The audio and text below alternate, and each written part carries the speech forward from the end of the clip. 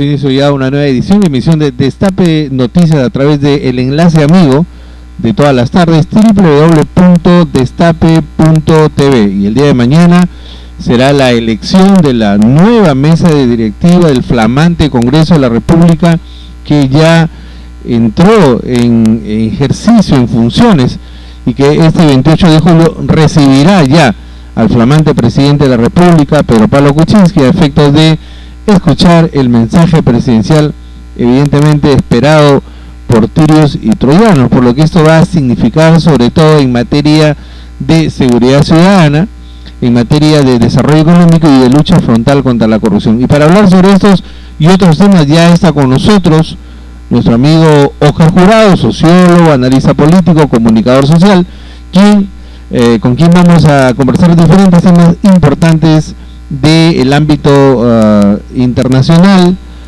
a nivel nacional y también de nuestra localidad. Óscar, ¿cómo estás? Muy buenas tardes. Muy buenas tardes. Bueno, aquí compartiendo contigo, con tu teleaudiencia, momentos gratos siempre. Estamos antes de 28 de julio, esperamos ansiosos realmente los cambios que se vengan y bueno, a tu entera disposición de lo que realmente creas conveniente. Creo que es importante, Óscar, un poco hacer una pequeña revisión panorámica de pronto cómo están nuestros vecinos en materia de construcción de ciudadanía, habida cuenta que todavía en el país este es un tema de agenda en construcción, pero hay realidades que tú conoces muy bien porque has vivido, en el caso de Colombia, por ejemplo, o el caso de Venezuela en el tema de la crisis y el conflicto, pero por ejemplo en el tema de construcción de ciudadanía, ¿qué es lo que ha tenido que hacer Colombia? Hace poco comentábamos, Óscar, te comento con otro invitado, lo que nos llamaba la atención de parte de la ministra de Cultura, que ha estado recientemente en la Feria Internacional del Libro en Lima, y ella decía pues que el presidente Santos era el primero que había tomado conciencia que la cultura es la columna vertebral de su gobierno. Sí. O sea, y esto no creo que sea casual, y tú conoces esa realidad. Sí. Bueno, la realidad de Colombia la conozco desde la época de más o menos Miguel Pastrana, cuando Colombia estaba realmente en una crisis, lo que se llamó la crisis del Caguán, las negociaciones del Caguán, cuando yo llegué a Colombia. Pero realmente nunca se dejó de lado lo que se llama la cultura ciudadana. Estábamos hablando precisamente, por ejemplo, en el caso de Medellín. El metro de Medellín duró 13 años su construcción, ¿no? Pero fueron 13 años de intensa promoción de la ciudadanía, de la cultura ciudadana, de la cultura metro. Entonces, había spots publicitarios incluso que decía, centímetro a centímetro hacemos nuestro metro, centímetro a centímetro crece nuestra cultura, ¿no? Entonces, hoy día, que todavía está en funcionamiento el metro, con todas sus metrocables, sus anexiones y todo lo demás, todavía siguen en campañas culturales permanentes, ¿no? Entonces, ¿qué cosa es lo que se tiene que ver ahí? Que existen dos requisitos fundamentales para que exista cultura ciudadana. El primero, la democracia. Y el segundo, megaobras en los cuales se les pueda cambiar el chip a las personas y que sea un motivo para cambio de chip. En el caso de Medellín, fue el metro el cambio del chip. O sea, apostaron a las grandes inversiones sociales para poder decir a los medellinenses, bueno, tenemos esto, tenemos que ser mejores, necesitamos ser mejores. Cuando tú subiste en Colombia y específicamente en Medellín, ¿todavía se sentía el influjo o la presencia de los cárteles de la droga? No. ¿O ya era una etapa post? Ya era, a ver, ¿qué cosa es lo que sucede? A ver, Colombia tiene una historia muy rica en lo que significa conflictos, ¿no? Bueno, ese está el tema de las FARC, que tienen más de 50 años. Exactamente, pero mira cómo han ido dominando algunos escenarios, ¿no? Por ejemplo, en Colombia existió lo que se llama la guerra de los esmeralderos, ¿no? Entonces, ¿qué cosa sucede? Cada empresario esmeraldero tenía su ejército privado y particular. Ah, caramba. Entonces, porque bueno, se movían flujos de capitales muy fuertes. ¿Cuál señores feudales? ¿Cuál señores feudales en esa época? ¿No? Después vino la guerra del contrabando, lo que le llamaron la guerra de Marlboro. Traían cigarros, contrabando, la cultura del contrabando primaba y todo lo demás. Y de esa famosa guerra del Marlboro nace un sujeto que se llama Pablo Escobar y funda el cartel de Medellín, y vino la guerra de la coca. Después eso se diversificó paralelamente con otros conflictos que ya venían, el ELN, las FARC y todo lo demás, ¿no? Entonces, cuando nace, ¿cómo se llama? La cuestión esta de la guerra de la coca, también consigue sus enemigos en el cartel de Medellín, y nace también los Pepes, los perseguidos de Pablo Escobar, ¿no? que posteriormente fueron las Autodefensas Unidas de Colombia. Entonces toda esa maraña de situaciones y funciones se juntaron en diversas coyunturas y han hecho de Colombia un país. ¿Cuál es? Pero en el caso de la guerrilla, pues son 50 años que lleva una guerrilla desconectada totalmente con la realidad. No tiene un piso social, no tiene un piso de filosofía ideológico. ¿Cuál era en todo caso el sustento de la guerrilla, más allá de la droga, o era la misma droga? Es la misma droga. Los señores son narcotraficantes y trafican con cocaína. Claro, eso es lo que le genera poder. Es lo que le genera poder, definitivamente. Porque, déjame decirte, Oscar, algo en todo caso que tú también conoces, que junto al narcotráfico, la trata de blancas, el secuestro, la venta de armas y ahora el fútbol también a nivel de FIFA, son los negocios turbios más... que se generan lavado de activos. Claro, y sobre todo más florecientes que sí, pueden haber, sí, porque es una industria. Estar definitivamente inmerso en cualquiera de esos negocios te genera niveles grandiosos de ingresos económicos y poder incluso internacional, ¿no? Ahora, ¿qué cosa es lo que sucede con la famosa paz de Santos? ¿No? Que muchos colombianos no están de acuerdo, es claro. Más, quieren hasta revocarlo a Santos, porque en primer lugar, a estos señores que son delincuentes, narcotraficantes, asesinos, secuestradores, ¿no? Pues nadie puede negar que la gente secuestraba en las ciudades y iban porque tú eras importante secuestrado y te vendían como un carnero, como una res a las FARC, y las FARC empezaba a extorsionar a las familias, ¿no? O sea, eso es una cadena de maldad ahí, ¿no? Pero ¿qué cosa es lo que sucede? Ahora Santos los quiere premiar, quiere darle curules en el Congreso. Mucha gente, hay colombianos que son éticos, hay muchos colombianos. ¿Ha habido alguna experiencia en ese sentido con los M-19? ¿Te acuerdas?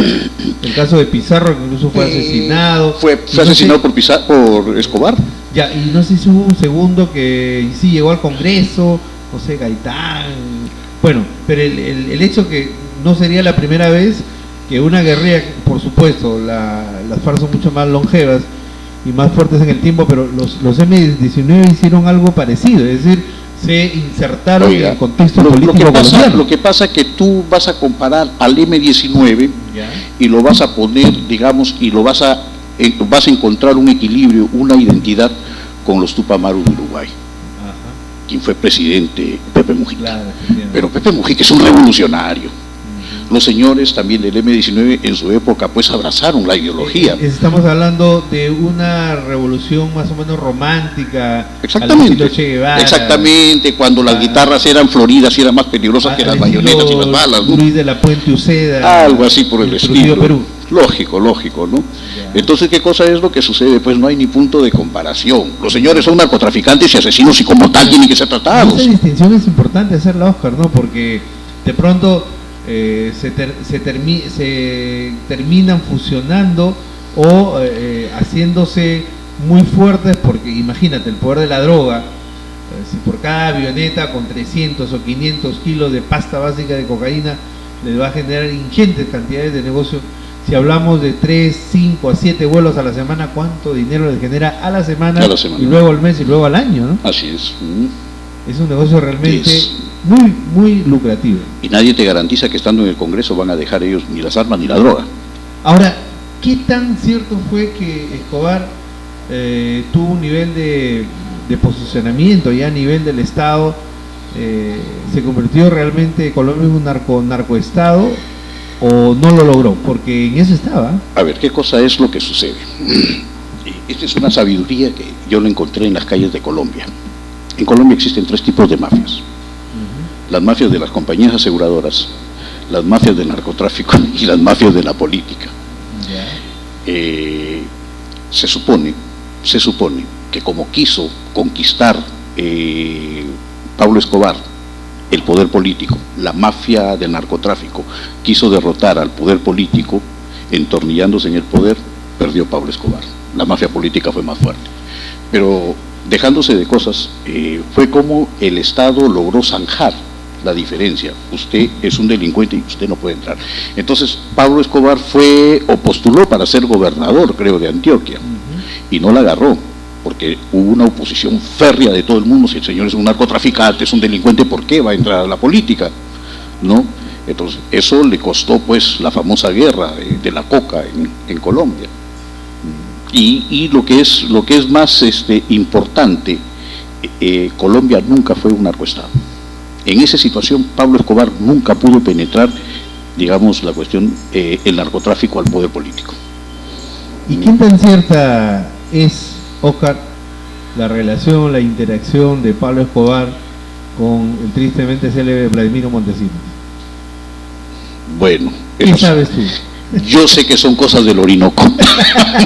A propósito de Venezuela, que luego vamos a hablar, en realidad hay afirmaciones en ese sentido, que habría, y lo digo en condicional, más de un indicio que Pablo Escobar tuvo, por lo menos, por así decirlo, relaciones fraternas con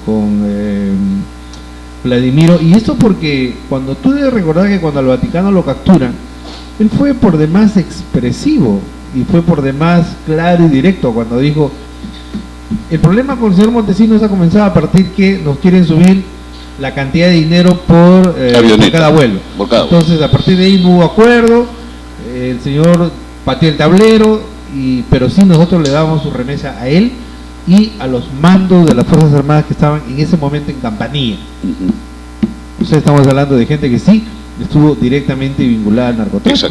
Exactamente, pero no podemos Hay un dicho jurídico que dice a exceso de pruebas, declaración de pruebas, ¿no? ¿Cómo se llama?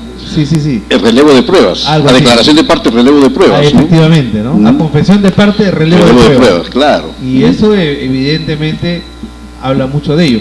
Pero yendo un poquito más, alejándonos un poquito de Colombia, yendo al plano de lo que es Venezuela hoy, ya en otro contexto, podríamos decir, ¿qué es lo que podríamos observar? Porque fíjate, en Venezuela en los años 70 se dio un proceso muy interesante, el famoso bipartidismo, tú debes recordar, con el COPEI, Social Cristiano, y con la Acción Democrática, Socialdemócrata, ¿no? Los ADECOS. Así es, pero que finalmente terminó con un Carlos Andrés Pérez, pues, por la pata de los caballos, con denuncias sendas de corrupción. ¿Qué pasó realmente en algo que aparentemente parecía un sistema político sólido, pero que terminó siendo mellado por la corrupción política al más alto grado? ¿Me permites, antes de pasar ese tema, quería redondear una idea con respecto a la situación de la posible paz de las FARC en Colombia?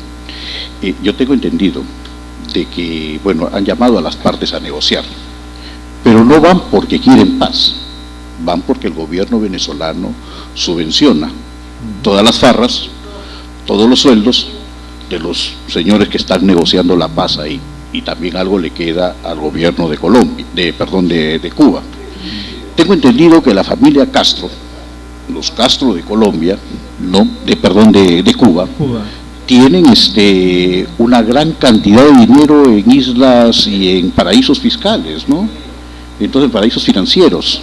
Entonces la pregunta es, ¿podrán sustentar ellos una auditoría de dónde salen tanto ingreso que tiene el apellido Castro? ¿Tanto ingreso de dinero? Eso ya suena a lavado de activos, pero por supuesto. o a corrupción dentro del gobierno. Sí. Bien, y yendo, Oscar, nuevamente al tema de lo que pasa en Venezuela, hacíamos un poco el recuerdo del tema del bipartidismo y cómo es que lamentablemente este proceso político se vio petardeado por la corrupción política al más alto nivel. Sí. Cuando, recuerdo, era bastante joven, pero veía con cierta admiración un sistema político más bien sólido, un sistema político, una democracia que podríamos decir era cuasi emblemática para el resto de América Latina, pero que lamentablemente terminó eclosionada. ¿Qué pasó en Venezuela? Lo mismo sucedió en Colombia. también habían dos partidos políticos nada más, ¿no? El liberal y el conservador. El liberal y el conservador.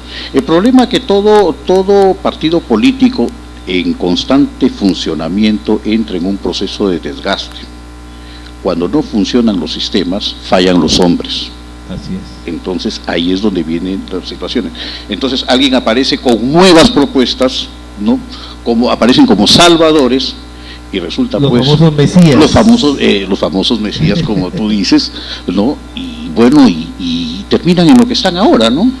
Qué pesar, digamos, de que América Latina, siendo una patria común, todos los países, bueno, queden solamente mirando lo que está sucediendo, sucediendo en Venezuela. Y mira qué dramático, la historia se repite, ¿no? Porque fíjate, como producto que los políticos, o por la corrupción política de Venezuela, se llegó a Chávez, aquí en el Perú, por la incompetencia, la ineptitud en extremo, por los visos más que evidentes de corrupción en la década de los 80, y por el hecho de no haber atinado realmente a precisar el tema de la violencia política que comenzó en Chuchi en 1980, y que nuestro querido arquitecto dijo que era una banda de abigeos. Entonces en los 90 engendraron, yo creo en el proceso mismo engendraron a un Alberto Fujimori. Claro, pero a ver, vamos haciendo un poquito más para atrás, ¿no? Me hablaste acerca de Luis de la Puente Uceda, sí, sí, las guerrillas románticas. El famoso Lucho de la Puente. Lucho de la Puente. Que fue, ¿no?, militante aprista, pero que finalmente terminó yéndose más a la izquierda, porque le dijo ahí a la Torre, compañero jefe, llegó el momento de levantarnos en armas, y según se dice, a ella le dijo, todavía no, compañero, mantengámonos por ahora la expectativa, pero Lucho de la Puente fue uno de los que armó el foquismo revolucionario aquí en el Perú. Foquismo calzó las botas y se fue al monte, ¿no? ¿Qué cosa es lo que sucede? Después aparecen elementos como Hugo Blanco. Después aparecen elementos nuevos del Partido Comunista Peruano, facciones universitarias que se incorporaron, claro, también, ¿no? Ahora, sin dejar de considerar lo de Javier Heró, por ejemplo, lo de Lobatón, claro, lo de Fernández Vasco, ¿no? O de los Portocarrero por acá, por el norte también, ¿no? Así es. Entonces todas esas situaciones se han ido incrementando y de a pocos han ido generando lo que terminó en la famosa esta guerrilla terrorista maoísta de Sendero Luminoso, ¿no? Esta parte fue prácticamente fomentada, impulsada por, digamos, una línea comunista que era maoísta. Entonces, lo que generó realmente el problema que se tuvo en el Ande. Ahora, no hay que olvidar, los famosos abigeos no fueron abigeos, y el que pagó el pato fue un general Balaguer, que tuvo que ser despedido, lo despidieron, porque él fue el que le dijo a Belaúnde, señor, no son abigeos, son terroristas. Siempre la pita se rompe por el lado más angosto. Oscar, y es que justamente, fíjate cómo es la inopia política, la falta de una verdadera visión de conjunto, el no haber, por lo menos, el no haber podido tipificar qué era lo que comenzó el 80 en el Perú. Imagínate lo que terminó, una década y año, y bueno, 12 años aproximadamente de violencia política indiscriminada. Claro, no, es que el Perú se convirtió, te voy a decir, en un país donde todos alzábamos la mano para despedir a nuestros amigos, nuestros hermanos, nuestros parientes que se iban al extranjero. Después del gobierno de Fujimori, y no soy fujimorista, pero hay que reconocerlo, ahora alzamos las manos para recibirlos porque vienen de vuelta, ¿no? A un país más seguro, más serio, emergente, con una democracia más sólida, cuando menos incipientemente sólida, en un equilibrio que podría ser, pero bueno. ¿no? Bueno, y recalando un poco nuestra realidad, ya luego de haber hecho un pequeño abordaje del tema continental, ¿qué es lo que podríamos esperar? ¿Qué es lo que podríamos esperar del 28 de julio, que ya estamos a 48 horas? Antes de pasar ese temita, quería redondear el tema de Venezuela. Venezuela, sabemos que no es una democracia, así doña Verónica Mendoza diga que es una democracia. Se está viviendo una dictadura. El legado político... En todo caso, una dictadura disfrazada de democracia. De democracia, exactamente. O sea, lo que sucedió con Fujimori. Que a la final es una pseudo-democracia. Una pseudo-democracia. Entonces, cuando este señor Nicolás Maduro, chofer de profesión... lo cual obviamente no significa nada negativo. No, nada negativo, pero yo diría zapatero otros zapatos. Pero en todo caso diríamos que como presidente es un excelente chofer. Es un excelente. Eso es lo que quiere. Y un mal conductor de destinos humanos. Obviamente, ¿no? Porque yo creo que la responsabilidad de un conductor profesional, porque tú recuerdas que antes se hablaba en el Perú, el chofer profesional, claro. Eso se veía con respeto, ¿no? Con respeto. Pues ahora cualquier chofer. Ahora cualquier chofer y escuchas cualquier mentada en la calle, ¿no? Sí. Bueno, entonces, el legado político de Chávez, ¿no? Mediante los pajaritos que dice de los pajaritos inspiradores. No, qué malos que somos, cómo nos burlamos, pero bueno. ¿Y qué cosa es lo que sucede? Tuvo tres opciones políticas. El decir, señores, hasta aquí llego y convoquemos a elecciones. La otra opción es de revertir todo el proceso de Chávez con liderazgo de Maduro. Y el tercero fue radicalizar las políticas económicas y sociales de Chávez. Optaron por la peor opción. Qué pesar. Terrible. A la fecha creo que son 150.000, 180.000 venezolanos que han pasado ya el puente hacia Cúcuta, Colombia, para comprar alimentos, ¿no? Ya lo único que falta, sí, es insostenible realmente. Lo único que falta es que prácticamente, te digo, los venezolanos armen sus campos de refugiados en territorio colombiano sería, pues, para pedir ayuda humanitaria internacional. ¿No? Porque la gente sale de favor. Déjame decirle que no falta mucho para ello, ¿eh? Porque... mira, quien dé, por eso es que a mí me llama la atención la frialdad y no reconocen a Venezuela o América Latina como una patria común las embajadas de los países hermanos. Ya deberían de estar abiertas para dar refugio humanitario a la gente de Venezuela, ¿no? Lamentablemente, bueno, parece que Kuczynski ha recibido a la esposa de Capriles, algo así, creo, ¿no? Y se ha comprometido a tratar de ayudar a la oposición venezolana. Y como escribí en el artículo, la oposición que está en el Congreso, Dios los bendiga, Dios los ampare, porque nadie está libre en América Latina que salga un Mesías como el caso de Chávez o de Maduro. Así es. ¿No? Y nos malogre. Bueno, y aquí en el Perú, regalando esa realidad, se dice que si Kuczynski fracasara, pues se abren las puertas para que un Antauro o algo parecido se levante el 2021 como el próximo Mesías. No sé si seremos tan ingenuos o tan ignorantes. O ambas cosas a la vez. Bueno, mi querido Oscar, para ir redondeando esta importante entrevista, ¿qué podemos esperar del mensaje presidencial del próximo presidente constitucional de la República, don Pedro Pablo Kuczynski?